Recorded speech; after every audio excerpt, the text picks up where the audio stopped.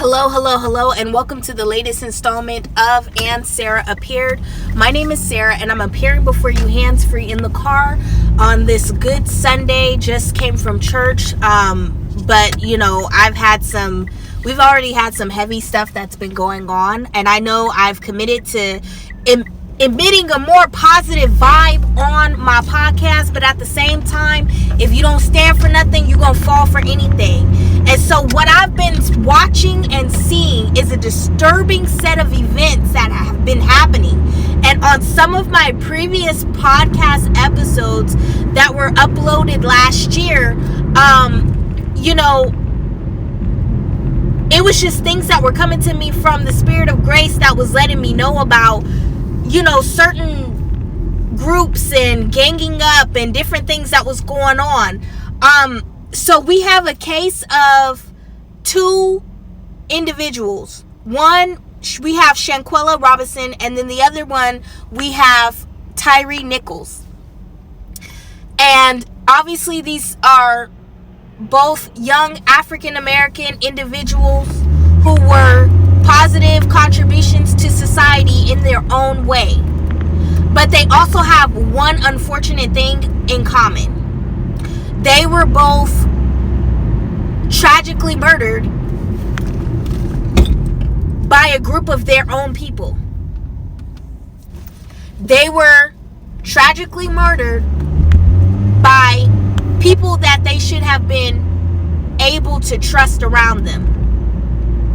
A lot of the times, and I know from 2019 all up until present day, we have had a lot of tension between the African American community and police officers, which sounds crazy to say because police officer is not a race, it's a uniform. And furthermore, even though they have authority, they have power over us. They have power over us because of the position that they have in the land. There's not being a correct execution of authority that is going forth. And that made me think the Holy Spirit just dropped it in my system. You can have power but not have no authority. And the way that you know that is how you operate in times of conflict, whether it's in front of the scenes or behind the scenes. When you have power, a lot of the times, and this is what's tying into the idolatry, and this is what's tying into the pride, a lot of the times we use our earthly accolades. I'm a police officer, I'm a judge, I'm a sheriff, I'm a pastor, I'm a preacher, I'm an evangelist, I'm a prophet, I'm an apostle, I'm a prophetess, I'm a missionary, whatever.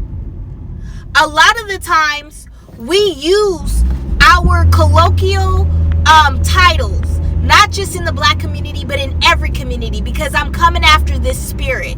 It is not just a spirit of racism.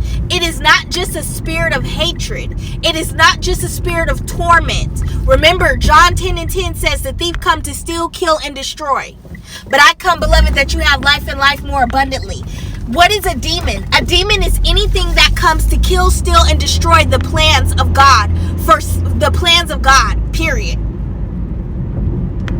Anything that comes to disrupt that. And so what we have to tackle here is we have to look beyond the race, even though this is further proving that black lives are not mattering to black people as much as they should. As much as we march and as much as we protest, what we need to be doing is marching in the beats of our own hearts and doing a heart check. Because there's too many churches on every corner, street, every place in America. There's too many churches for us to have a divide between police officers and civilians. There's too many churches in America for us to have a divide between blacks and whites. Why is the church still segregated? Why are there, why are there people who God told you, and you might not be black, you might be white, you might be Latino, you might be Asian. God told you where your church was at and that you would have to sit underneath a minister, but you can't bring yourself to do it because the minister is black. How many of us who are not white, who are black, who are Latino, South these Asian. Or God told us, you need to leave your church, or you need to leave this, or you need to go here, and you can't bring yourself to do it because the leader is a different race. But you love Jesus. He literally is a North African. You love Jesus. When it comes to him, you're glad that he died on the cross for your sins. But we have a problem with taking bigotry out of our heart. We have a problem taking, here it is, classism out of our heart. Racism out of our heart. Colorism out of our heart. TYRE and Shanquella died because of jealousy. Well, Shanquella died because of jealousy. TYRE died because of classism and misplaced power. This is how, and when I say classism, this is what I mean. I have a uniform. I have a title. I have a position. I have money. My importance has been manifested on the earth through what you see me naturally be clothed in. And what does that mean? Your uniform, your title, your position, whatever. So because you have power, you feel like that gives you a divine right to take somebody else's life because you look at them as lower than you. I want you to really focus on the spirit. Don't really even focus on the people, because this is a nasty, evil spirit. It's got to come out of America. It's got to come out of America. This is a spirit that goes against marginalized people. Anybody who has anything to say or has an opinion on something that doesn't go along with whatever agenda somebody else is promoting, you immediately want to shut them up or shut them down. You immediately want to take out the next generation that you know could be the ones that usher in a breakthrough, not just for their family, not just for their people, but for a nation altogether. You immediately are getting rid of promises. This is an antichrist spirit. This is a spirit of murder. It's not even all about, like, yes, and you know what? The spirit of Antichrist births out racism. It births out bigotry. It births out classism. It births out colorism. It births out sexism. All of these things. The men and women are literally tearing each other apart. Tearing each other apart. Family members are turning on each other. I know, trying to set each other up, get family members bumped off, and put people in insurance policies. You don't think God sees that? I'm getting back on the topic, getting back on the subject. The subject here is about a young man who lost his life because he was living his life. That's basically what it was. He wasn't doing anything wrong. He wasn't trying to hurt anyone. He wasn't trying to rob anyone. He wasn't doing anything but living his life and being on a skateboard. This is why I go out here unapologetically despite what anyone has to say about anything. Because when you really living your life and you're not worried about nobody and you're not trying to be all up in anybody's face and you're just trying to do what you're trying to do, and here comes somebody who thinks they have more power, let me tell you something, power does not equal your authority. Real authority is when you can see somebody who's minding their own business, who may have more potential, or who may be able to have, or who has a promise on their life, and you protect and serve that promise that is on their life because it's a divine right and a duty that you were given. You were given the power, but you misplace your authority. And it doesn't just happen in the judicial system, it happens in the church. And it doesn't just happen in the church, but it also happens between men and women in power struggles. Do not fall for the trap of feminism, and do not fall for the trap of the manosphere. These things are all evil and demonic, and people will try to sit up here and tell you what a wife looks like and what a husband looks like, and these individuals don't even have a successful relationship that they can count on one hand. There's too many churches that are in this nation for us to be acting the way that we act. And it causes me to question what is going on inside, what's really going on inside the church. You have people who are even afraid. They don't even address some of the social issues that are going on in our nation. And the church should be the one that is influencing the government, not the government infiltrating the church. We have to infiltrate our government. And I'm going to let you know on a little secret. Heaven is going to be multicultural. You serve a God who loves every race, every sex of people. God even loves gay people. And we're sitting up here tearing each other apart. And then we mask it and we lie and we partner with demons and say, well, it's just tradition. Well, you know, it's just the way things are. No, it's not. God is not the author of confusion. How do you go to church on Sunday and then turn around and be classist, racist, sexist, and everything else Monday through Friday? It's because you have power, but you lack authority. Power gives you position and prestige.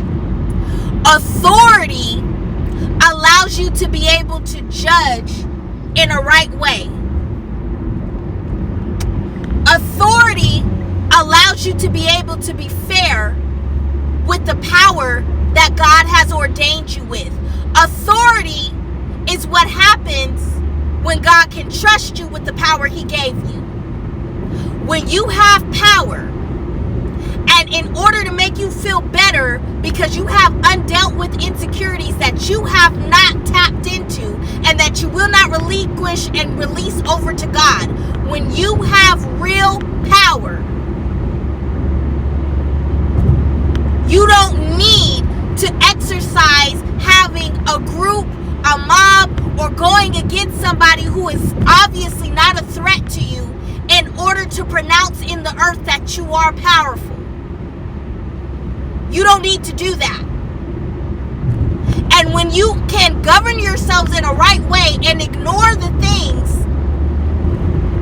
or ignore the slights in the spirit, the things that get you upset, the things that rub your ego the wrong way, when you can turn a blind eye to that and say, you know what, it doesn't even matter, I'm not even going to give my attention to it. That's when you have authority, real authority. I'm not talking about fake authority. I'm talking about real authority where you sit on your hands and you say, God's got this, it's okay. And I know it's hard because I'm not perfect. Right message, wrong messenger. But for such a time as this, I'm going to open my mouth. That young man skateboarded. He's not bothering anybody. Shanquella was an entrepreneur. She's not bothering anybody. She didn't even have time to bother. The problem is people who feel powerful but don't heal their insecurities, don't let God handle their trauma. When they get powerful, the money magnifies more of their insecurities than they would ever know. And as a result, they misuse their authority by abusing those who do not hold the same power as them. But this is a year of justice.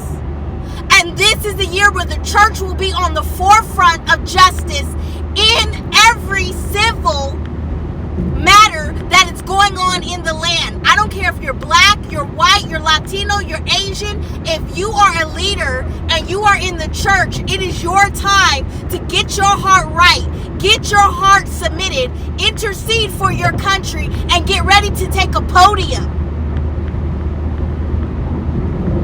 Women need to come forth.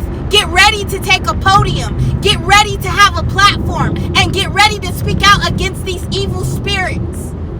Because you cannot convince me that a group of people gonna get together and gang up against one person, there is a pact. There was an evil oath placed against Shanquella, placed against the young man who just passed away. God rest his soul, TYRE Nichols. Hell is making pacts against those who are making impacts.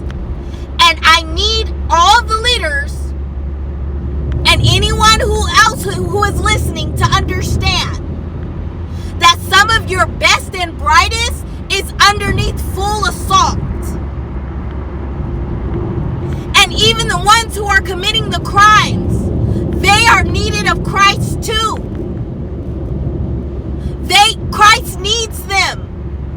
And Christ will jump into an unassuming individual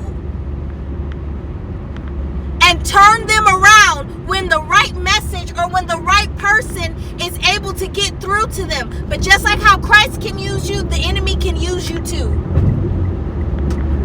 The enemy is using people to turn against people. It's called chaos magic. It's spiritual warfare. It's chaos magic. Why? When things are going backwards and regressing and turning around, no, the blood of Jesus, it's chaos magic going on. And it's time for us to get educated on how to fight the powers that be, the powers that you can't see. No, it's time out for throwing a rock and hiding our hands. It's time out.